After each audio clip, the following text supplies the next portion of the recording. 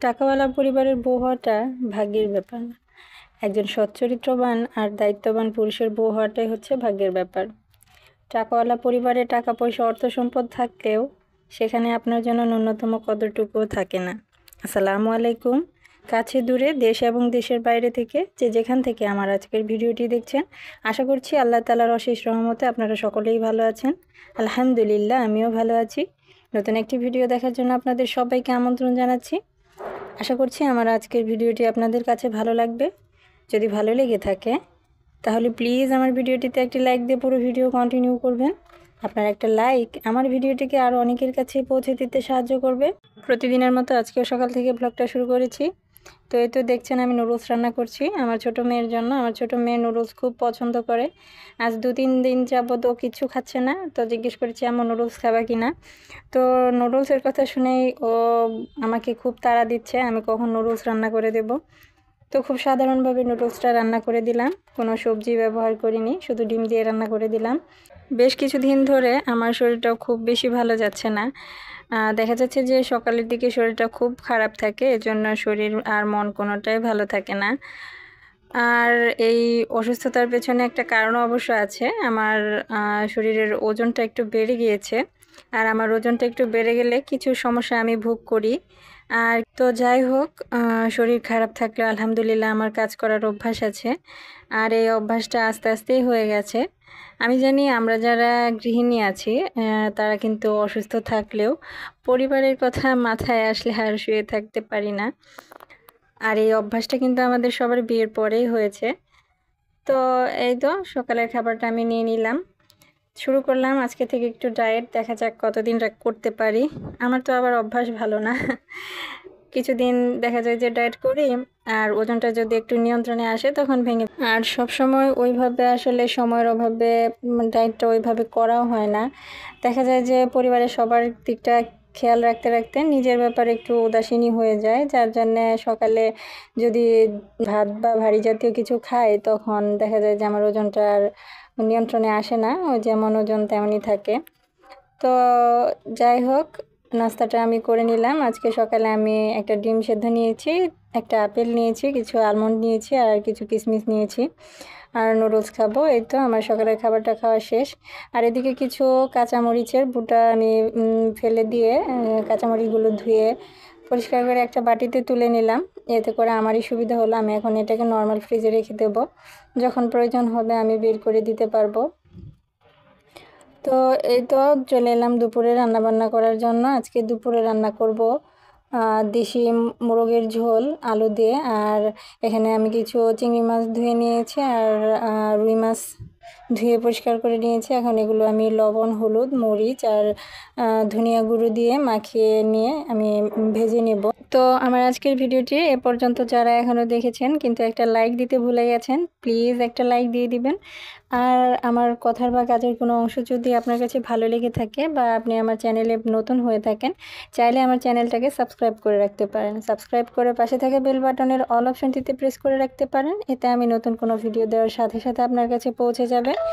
আর আপনি যদি ফেসবুক থেকে আমার ভিডিওটি দেখে থাকেন, আপনি চাইলে আমার পেজটাকে ফলো দিয়ে রাখতে পারেন, আর কষ্ট করে একটু শেয়ার করে দিতে পারেন। আর আপনি যদি কাজটি করে থেকে থাকেন আপনাকে অসংখ্য ধন্যবাদ। এই তো আপনাদের সাথে কথা বলতে বলতে আমি একে একে রুই মাছগুলো ভেজে নিয়েছি, আর চিংড়ি মাছগুলো ভেজে নিলাম। ভেজে নেওয়ার পরে আমি মুরগিতে যে ঝোলটা করব আলু দিয়ে, আলুটাকে একটু ভেজে নেব। আলুটা ভেজে নিলে আমার কাছে মনে হয় আলুটা খেতে খুব ভালো লাগে। তো আলুটাকে একটু ভেজে নিব। তো রান্না করতে করতে আপনাদের উদ্দেশ্যে একটা কথা বলবো, যেটা বারবারই বলেছি, বলা সত্ত্বেও কোনো কাজ হচ্ছে না। আপনারা প্লিজ এরকম কমেন্টস করবেন না যেটাতে আমার ক্ষতি হয়। জানেন যে আমার চ্যানেলটা নতুন, এত কষ্ট করে ভিডিও করার পরে যদি সাবস্ক্রাইবগুলো কেটে নেয় তাহলে কেমন লাগে বলেন। আপনারা যদি আমাকে সাবস্ক্রাইব করতে চান তাহলে আমার একটা পোস্ট আছে, অবশ্যই সেখানে আপনাদের কমেন্টসটা লিখে যাবেন, তাহলেই হবে। প্লিজ আমার ভিডিওর কোনো কমেন্টসে এরকম কথা বলবেন না যে আপু সাপোর্ট দিয়েছে, সাপোর্ট দিবেন, পাশে আছে পাশে থাকবেন, এরকম কোনো কথা বলবেন না। তো যাই হোক, আমার কথাতে আপনারা কিছু মনে করবেন না প্লিজ, ভুল হলে ক্ষমা সুন্দর দৃষ্টিতে দেখবেন। তো আপনাদের সাথে কথা বলতে বলতে এদিকে আমি আমার চিংড়ি মাছ ভুনা করব। তো চিংড়ি মাছ ভুনাটার জন্য আমি গোটা গরম মশলা দিয়েছি আর পেঁয়াজ কুচি দিয়েছি। পেঁয়াজ কুচিটা যখন নরম হয়ে গেছে, একটু বাদামি কালার হয়ে এসেছে, তো ওই পর্যায়ে আমি পেঁয়াজ বাটা দিয়েছি, রসুন বাটা দিয়েছি, আদা বাটা দিয়েছি, দিয়ে এর কাঁচা গন্ধ চলে যাওয়া পর্যন্ত ভেজে নিয়েছি। তো ভেজে নেওয়ার পরে আমি একে একে গুঁড়ো মশলাগুলো দিয়ে দিয়েছি। হলুদের গুঁড়ো দিয়েছি, মরিচের গুঁড়ো দিয়েছি, জিরা গুঁড়ো দিয়েছি, ধনিয়া গুঁড়ো দিয়েছি, পরিমাণ মতো লবণ দিয়েছি। দিয়ে কিছুক্ষণ ভেজে নিয়ে এই তো পরিমাণ মতো পানি দিয়ে দিলাম মশলাটাকে কষানোর জন্য। তো আমি মশলাটা কষাতে দিলাম, আর ওইদিকে আমি মুরগির মাংসটা রান্না করব। তো একসাথে দুটো রান্না করে নিলে রান্নাটা কিন্তু তাড়াতাড়ি হয়। তো এদিকে আমার মশলাটা কষানো হয়ে গেছে চিংড়ি মাছের জন্য, আর ওইদিকে আমি মুরগির মাংসের জন্য পেঁয়াজটাকে আমি ভাজতে দিয়েছি।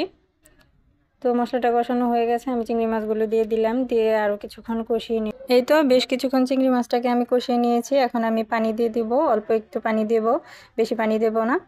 এবারে এটাকে ঢাকা দিয়ে রান্না করতে দিব, আর ওইদিকে আমি মুরগির মাংসটাকে রান্না করে নেব। তো এইদিকে আমি পেঁয়াজটাকে ভেজে নিয়ে পেঁয়াজ বাটা, রসুন বাটা, আদা বাটা ভেজে নিয়েছি। ভেজে নেওয়ার পরে এখন আমি গুঁড়ো মশলাগুলো দিয়ে দিলাম, হলুদের গুঁড়ো, মরিচের গুঁড়ো, জিরা গুঁড়ো, ধনিয়া গুঁড়ো আর গরম মশলার গুঁড়ো, আর পরিমাণ মতো লবণ দিয়ে মশলাটাকে একটু ভেজে নিয়ে এই তো পরিমাণ মতো পানি দিয়ে দিলাম মশলাটাকে ভালো করে কষানোর জন্য। তো আমার মশলাটা খুব সুন্দর করে কষানো হয়ে গেছে। একসাথে আমি দুটো রান্না বসিয়েছি। চিংড়ি মাছটা আমার হয়ে গেছে, আমি চুলাটাকে অফ করে দেব। তো আমার মুরগির মাংসের যে মশলাটা সেটা কষানো হয়ে গেছে, মশলার উপরে তেল ছেড়ে দিয়েছে। আমি এই পর্যায়ে মুরগির মাংসটা দিয়ে দিলাম, দিয়ে মাংসটাকে কিছুক্ষণ কষিয়ে নেব। এই তো চিংড়ি মাছটা আমার হয়ে গেছে, আমি চিংড়ি মাছটাকে ঢেলে নেব। আর ওইদিকে তো আমার কষাতেই দিয়েছি। তো কষানোর পরে অনেকটা পানি বের হয়েছিল, পানিটাকে একেবারে শুকিয়ে নিয়েছি। তো এখন আমি আলুগুলো দিয়ে দিব, আলুগুলো দিয়ে আরও কিছুক্ষণ কষিয়ে নেব। এই তো আমি মুরগির মাংসটাকে আলু সহকারে বেশ কিছুক্ষণ কষিয়ে নিয়েছি। আর দেশি মুরগির ঝোল যেহেতু, আর দেশি মুরগি একটু রান্না হতে সময় লাগে, তো আমি ওই পরিমাণে পানি দিয়েছি। পানি দিয়ে তো বেশ কিছুক্ষণ রান্না করে নিলাম, আর আমার মুরগির মাংস রান্নাটা হয়ে গেছে। আর আমি যে রুই মাছ ভেজেছিলাম, রুই মাছ দিয়ে একটা তরকারি রান্না করেছি, সেটা আর আপনাদের সাথে শেয়ার করলাম না। আমি বেগুন আর আলু দিয়ে রুই মাছটাকে রান্না করেছি। তো এই তো আমার আজকে রান্নাবান্না। জাফরিন আর জাফরিনের আব্বু খেতে বসেছে। তো খেতে খেতে আজকের মতো এখানেই বিদায় নেব। সবাই ভালো থাকবেন, সুস্থ থাকবেন, আর আমাদের জন্য দোয়া করবেন। আল্লাহ হাফিজ, আসসালামু আলাইকুম।